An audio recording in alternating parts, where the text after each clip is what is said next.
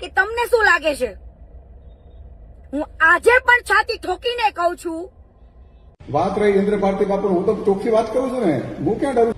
હું તો કોઈથી ડરતો નથી. જેવી રીતે કેમ કે મિત્રો વિવાદોની વચ્ચે જેનું નામ આવતું હોય તેવી કીર્તિ પટેલ, તો મિત્રો કીર્તિ પટેલે ઘણા બધા ખુલાસા કર્યા હતા સાધુઓ વિશે, જે નામ છે મિત્રો. પણ અત્યારે કીર્તિ પટેલનો જે સૌથી મોટો ખુલાસો કરવામાં આવ્યો છે, અને મિત્રો કીર્તિ પટેલ અને તેમના ગુરુનો પણ એક વિડીયો અત્યારે નવો વાયરલ થઈ રહ્યો છે.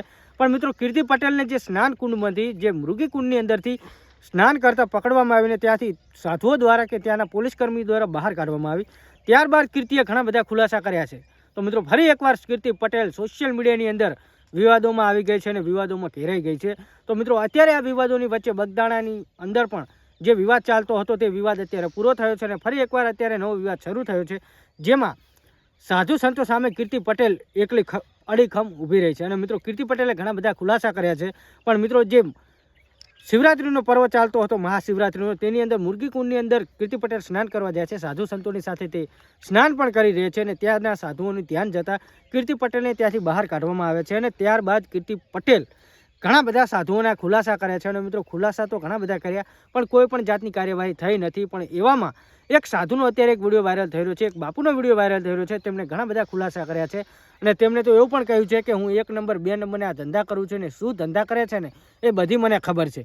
તો મિત્રો એક બાપુ થઈને જો આવા બધા ધંધામાં ધ્યાન આપતા હોય તો એ બાપુ ન કહેવાય. કેમ કે મિત્રો સાધુ સંત બન્યા પછી તેમને મોહ માયા છોડી છે, તો પછી આવા ધંધાઓ પર એમની નજર કેમ હોય છે? અને એવો આ લોકો આ 2 નંબર કરે છે, 4 નંબર કરે છે, ગમે એ ધંધા કરે છે, એમને શું ખબર? એમને આ વિશે બધી ખબર રાખવાની પણ કંઈ જરૂર હોતી નથી. પણ મિત્રો અત્યારે જે આ સાધુ બોલી રહ્યા છે, બાપુ બોલી રહ્યા છે, તે કોના વિશે બોલી રહ્યા છે એ પણ તમને હું બતાવવાનો છું. અને મિત્રો કીર્તિ પટેલ અત્યારે ફરી એકવાર સોશિયલ મીડિયાની અંદર ઘણા બધા ખુલાસા કર્યા છે.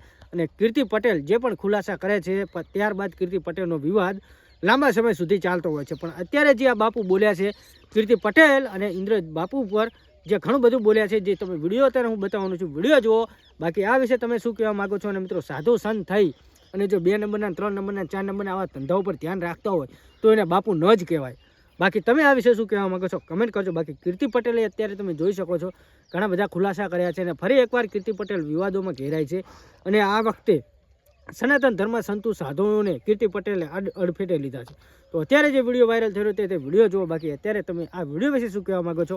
આ સાધુ સંતે જે વાત કરી છે 1 નંબર 2 નંબર ને બીજું પણ ઘણું બધું કહ્યું છે, એ વિડીયો જુઓ. બાકી સાધુ થઈને જો આવા ધંધા ઉપર ધ્યાન રાખતા હોય તો આ વિશે તમારે શું કહેવું છે?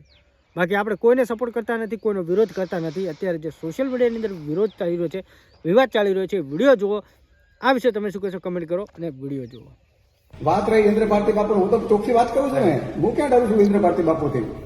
હું તો કોઈથી ડરતો નથી. જેવી રીતે બજરંગદાસ બાપુ ડરતા નથી, એવી રીતે હું પણ કોઈથી ડરતો નથી. હોય તો રજવાડી ઠાઠ ભોગવે છે, કારણ કે 2 નંબરનો ધંધો કરે છે. કે તમને શું લાગે છે?